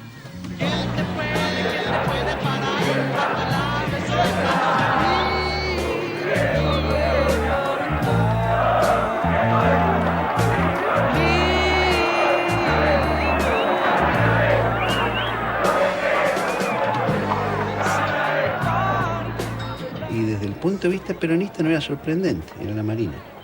La vieja Marina de Rojas fusilando a los militantes populares, digamos. Para un peronista es una cosa bien comprensible, digamos. El Chicho, Salvador Allende, nos mira y nos dice, bueno, ustedes habrán visto que esto fue inoportuno, Chile no puede ser el portaaviones donde aterricen los revolucionarios de otros países, pero nosotros tenemos una situación compleja. Este es un gobierno socialista en un país capitalista y además la derecha chilena es muy fuerte. El pedido de ustedes es imposible de acceder, pero este es un gobierno socialista, mierda, dijo, y se van esta noche. Se te hacía muy difícil estar en Cuba cuando te habían matado a tu mujer y habían matado 16 compañeros. De alguna manera vos lo sentías como una especie de que quedaba la mitad de lo que vos eras en el país, ¿no? La masacre de Trelew fue un golpe muy duro para los propósitos de permanencia en el poder de la dictadura militar de entonces. Yo venía con mucho resentimiento, lo que más me preocupaba a mí, tanto resentimiento, como mierda se canalizaba. Con el movimiento villero peronista nos proponemos crear las organizaciones que hagan posible tal participación para el conjunto de la población villera. Para ello es indispensable terminar con el continuismo de la política de la oligarquía, cuyo rasgo saliente ha sido la negación de toda participación de los villeros en la determinación de las soluciones para sus problemas. Simplemente consiste en aglutinar en el movimiento que expresa fundamentalmente al pueblo peronista, al pueblo trabajador, que es el movimiento peronista, a todos los villeros para que ellos se organicen de una manera creadora. Ya no se hablaba de yo, se hablaba de nosotros. Nosotros fuimos aprendiendo a hablar de nosotros ahí. En esta intentona revolucionaria hubo de todo. Tipos que le faltaba la visión, tipos Rengo, curas, monjas, todos los distintos. Obviamente nosotros estábamos totalmente locos porque teníamos más que perder, pero no nos dábamos cuenta, es decir, nos habíamos olvidado por un rato de la ceguera, de la renguera, por un rato nos habíamos olvidado. Bueno, pero eso es la simbiosis en el mejor de los sentidos. La unión, esto era este frente. Uno compensaba al otro y entre los dos hacían uno.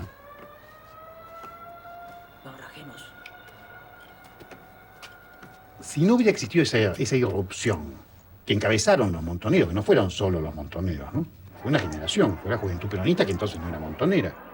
Si no hubiera existido esa irrupción, yo creo que el régimen hubiera logrado formas de mediatizar la reacción peronista y llegar a un gobierno de conciliación, un gobierno de unidad nacional, algo por el estilo. Pongo muy especialmente en posición de su cargo al secretario nacional del Movimiento Nacional Peronista, doctor Juan Manuel Abal Medina, a quien le incumbe el doctor grandes responsabilidades en esta hora en la conducta que usted va a hacer. Yo tenía buena relación personal con el general, se había puesto a Galimberti como consejero juvenil, y bueno, ponerme a mí como secretario general era un tema de que íbamos al enfrentamiento, que había intransigencia, que o nos ganaban o conseguían pararnos o les ganábamos. O sea, era clausurar las políticas acuerdistas. Creo que este fue el sentido.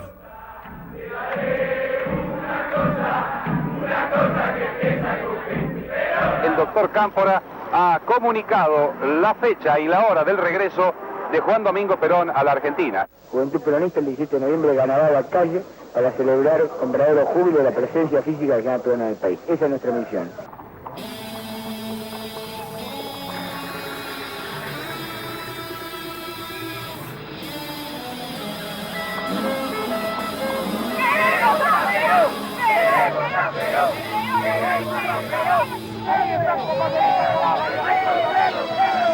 Adelante, como ya le había prevenido, están los tanques.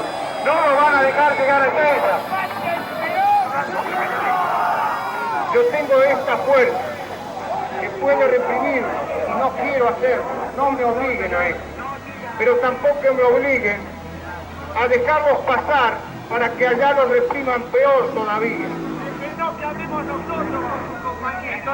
Lo que ustedes me pueden decir, yo los conozco porque lo he vivido.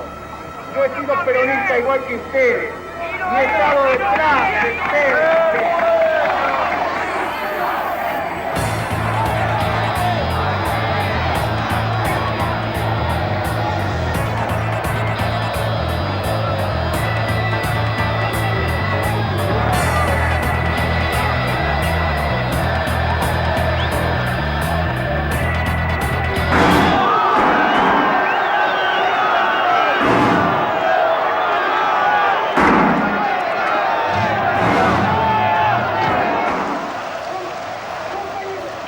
Era como decía San Martín, seamos libres, lo demás no importa nada. Esto lo que importaba era que Perón había venido.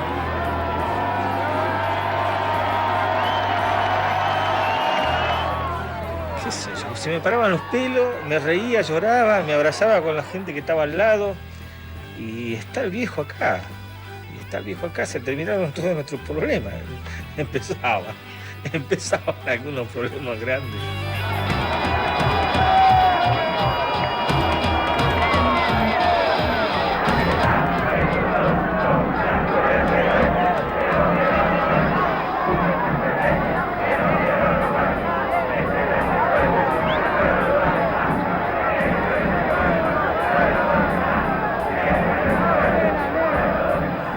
Esa fue la primera etapa de la lucha.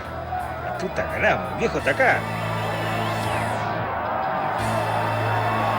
Ya no éramos parte de los compañeros que habían puesto las pelotas con los fierros, con todo para traer las pelotas. Ya éramos parte de eso. Y me sentí como el tipo más rico del mundo, digamos.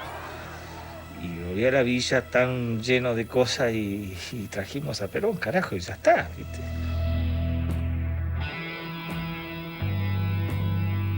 Nosotros éramos la flor innata de ellos, el cuerpo más especializado en lucha antisubversiva, todos éramos montoneros. O sea, hay un gran quiebre. A la semana me sacan, a mí y a George Addis, y me llevan al regimiento 7. Y ahí nos tienen 2 días, me fusilan. Y mi problema era mis últimas palabras. Que él iba a gritar a estos hijos de puta, ¿no? Que era, muero como militar y como montonero. Lo que estábamos presos, leíamos el Clarín, que era algún Clarín que nos pasábamos por todos lados, y nos decíamos, ¿qué pasó? Si escuchame, si hace 7 meses que estamos presos, ¿qué pasó en estos 6, 7 meses en la Argentina como para que haya 5.000 tipos que digan que Fari y Montonero son nuestros compañeros? Están los compañeros, los gloriosos compañeros de la FAP, la FARC, los montoneros y los descamisados.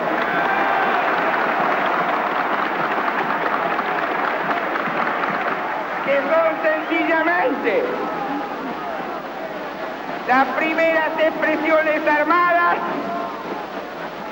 de la política revolucionaria que lleva el conjunto del pueblo peronista. Que son los primeros compañeros que nos están señalando el camino, el único camino correcto, compañeros.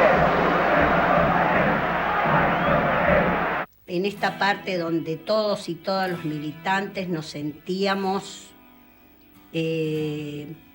hacedores, promotores de esta transformación revolucionaria que iba a tener la sociedad. Éramos absolutamente felices, entusiastas. Yo no recuerdo haberme reído más en mi vida. Todo nos daba una felicidad, una alegría. También en esa época aparece como una impronta muy importante las pastillas anticonceptivas, lo cual cambia cualitativamente la situación de las mujeres y la posibilidad de disponer de su propio cuerpo. Imagínate vos lo que era en ese momento la JP, un mosaico de tendencias, grupos de todo tipo, salidos de lo que hoy llamamos la sociedad civil, de las facultades, de los organismos de solidaridad barriales, con las villas, de los movimientos agrarios, de una multiplicidad de extracciones, y ese enorme frente es el que cambia la relación de fuerzas. A los milicos los que los mata, la Fuerza Armada es la gente en la calle. Eso los desintegra porque les genera contradicciones. Cuando venían esas columnas de Montonero, de JP, los tipos se les fruncía el oro. La fórmula Cámpora Solano Lima es nuestra fórmula presidencial. La disyuntiva es clara: liberación o dependencia. Una patria justa, libre y soberana. Una patria socialista.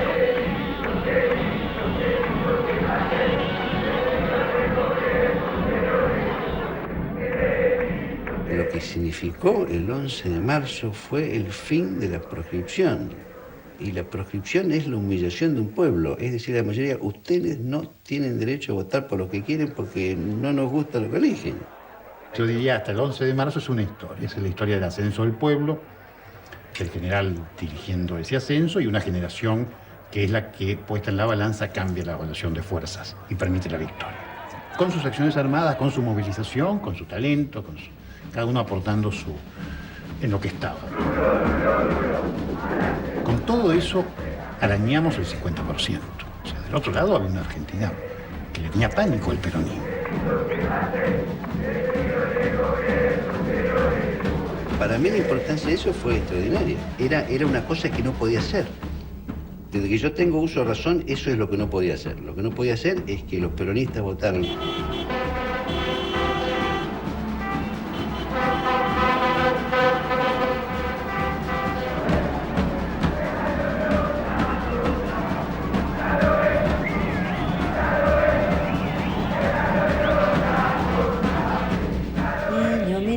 Vendrás en mi primavera, te traeré. Sí, esa canción. Niño. Esa canción se cantábamos, sí. Chao, se fueron, se acabó. cuando Lanuse se va en el helicóptero y la emoción, por ejemplo, de que estuviera Cámpora ahí con Dorticós, con Salvador Allende. Era como una reafirmación de que era nuestra posición la correcta, ¿viste?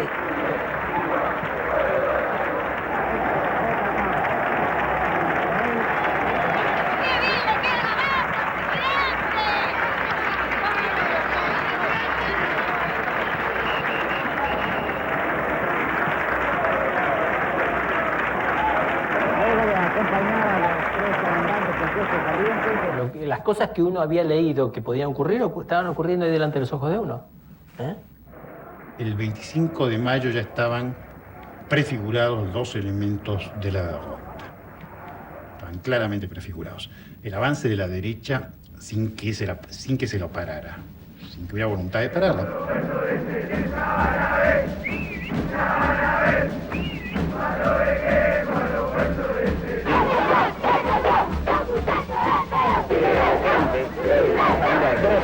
El presidente Héctor José Cámpora acaba de firmar un indulto que beneficia a más de 500 detenidos a disposición del Poder Ejecutivo Nacional. Era una toma de la Bastilla tomar Villa Devoto.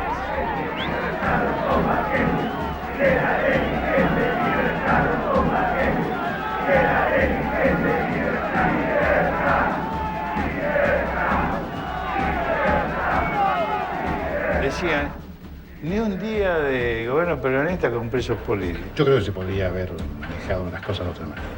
Habría que haberlas manejado de otra manera, habría que haber hecho un indulto, haber hecho las cosas en forma legal. Uno de nuestros principales elementos con los cuales enfrentamos a las dictaduras es que nosotros teníamos el derecho.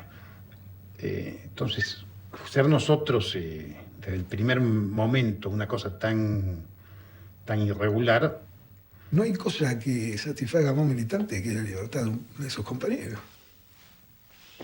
El don más grande que tiene un ser humano es la vida y su libertad. Por eso hemos peleado toda la vida.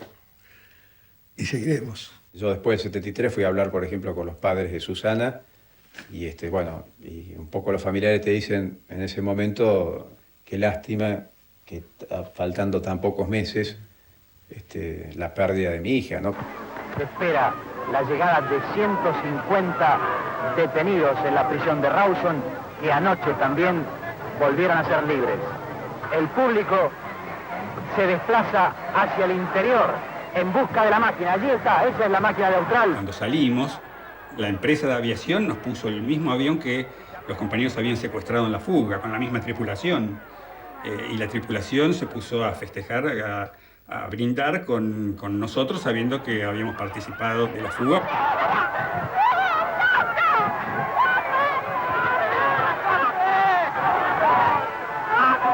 ¿Cuánto hace que no se ven? 2 años y medio. ¿Tiene algún familiar, señor, usted aquí? Sí, tenemos un familiar. ¿Qué señora? Se sucede.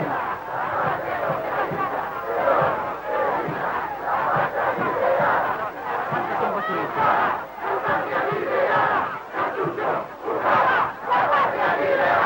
De ahora en adelante nos vamos a integrar así a la trinchera de lucha con mucha más firmeza que nunca y dedicándonos por entero por siempre. ¡Dios, Perón! Las recetas del pasado estaban como muertas. En general pensábamos que lo que ya estaba consagrado era bastante malo.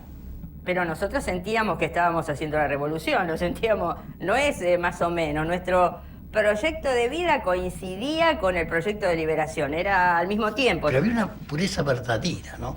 Era realmente que la gente se creía en lo que se hacía, ¿no? Éramos jóvenes, protagonistas de lo que sentíamos, de los ideales, y arañábamos el poder, ¿viste? Estábamos haciendo el sueño de hacer una revolución.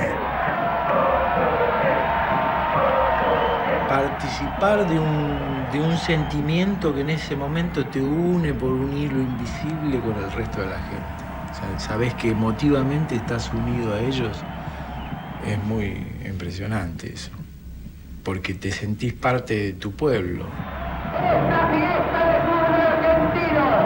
¡Auténticamente el pueblo argentino! Yo me quería perder esta alegría tremenda del pueblo y me parecía que tenía que estar junto a a mis compañeros villeros en este momento de alegría del pueblo.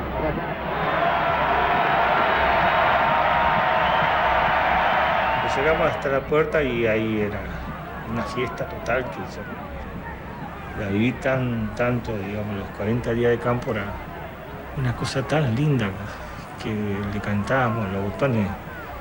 Mira qué manga de boludo, ahora la picana se la meten en el culo. Hijo de puta, la estaban preparando, ¿eh? Me llaman, me sacan del calabozo, viene a ver un oficial de la Armada, un alto oficial, entonces me voy de uniforme, me pongo el uniforme, entonces voy al despacho del director. Entonces ahí viene este capitán, ese capitán de corbeta.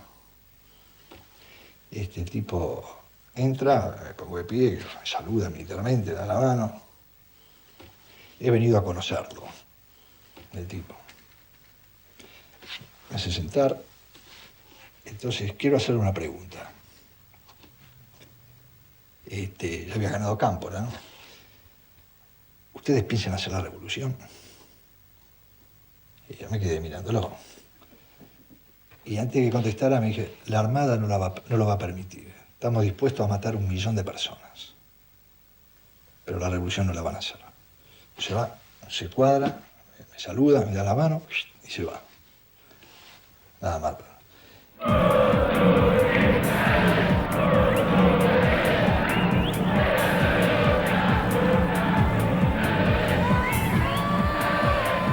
Va a haber justicia, va a haber libertad, el mundo va a ser mejor. Es todo lo que vos pusiste en toda tu vida, en toda tu militancia, está resumido en ese día llegaste.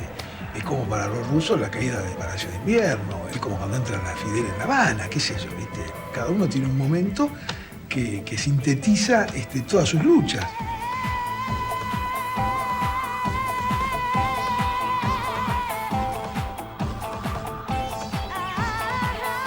Algunos mejores recuerdos no son los festejos, sino las luchas. Nosotros hicimos reivindicaciones de lo que habían peleado antes. Nos habían dejado mensajes.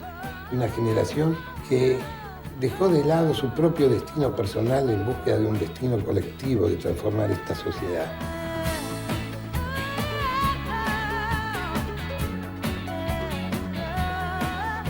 Digamos, yo era fanática y, digamos, lo digo con orgullo. Y desde esa perspectiva uno dice, ¿qué hubiera hecho yo en esa época? Yo hubiera hecho eso y ninguna otra cosa distinta, porque, o sea, no hay arrepentimiento en lo que uno hace. Yo creo que si volvieran a hacer haría lo mismo, no me cabe ninguna duda. Yo no hubiera logrado ningún momento feliz fuera de este proyecto de vida. Es una revolución inconclusa, que tuvo momentos en el gobierno, momentos en la resistencia, momentos de logros, de avances y retrocesos, pero hasta aquí sigue siendo un proceso inconcluso, ¿no?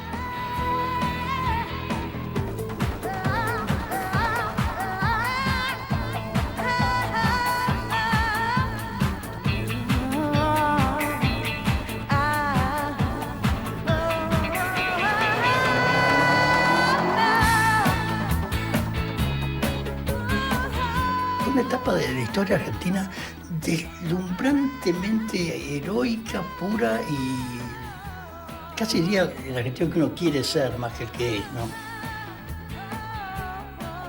Me parece que mirándolo con 30 años de diferencia, queda claro que aquella generación fue capaz de plantear algunos de los problemas que eran bastante profundos en la sociedad argentina, y digo bastante profundos porque siguen presentes.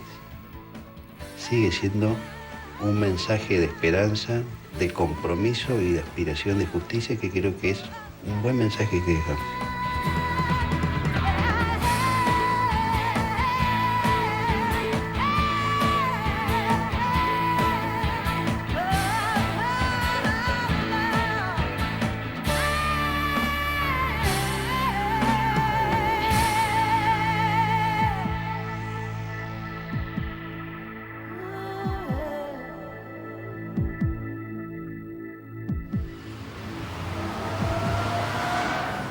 Buenos días, señores pasajeros. Mi nombre es Alejandro Alonso. Yo soy poeta y con todo mi corazón y mi respeto voy a ofrecerles lo mejor de mí, que es mi poesía. Nosotros, hijos de una derrota, constructores del sueño y de su intento, paridos en décadas rebeldes, la sangre en torbellino y el esperma. Por suerte, Señor, está el deseo, invocando la vida a cada rato, haciéndonos amigos de los miedos y cantando retruco al desengaño. Qué rara emoción que nos transita, preludiando el amor y su quimera, venciendo a tantas noches y a su ocaso. Nosotros, hijos de una derrota, que lo vayan sabiendo los perversos, los idiotas, con la dulce señal del optimismo, seguiremos sembrando en primavera.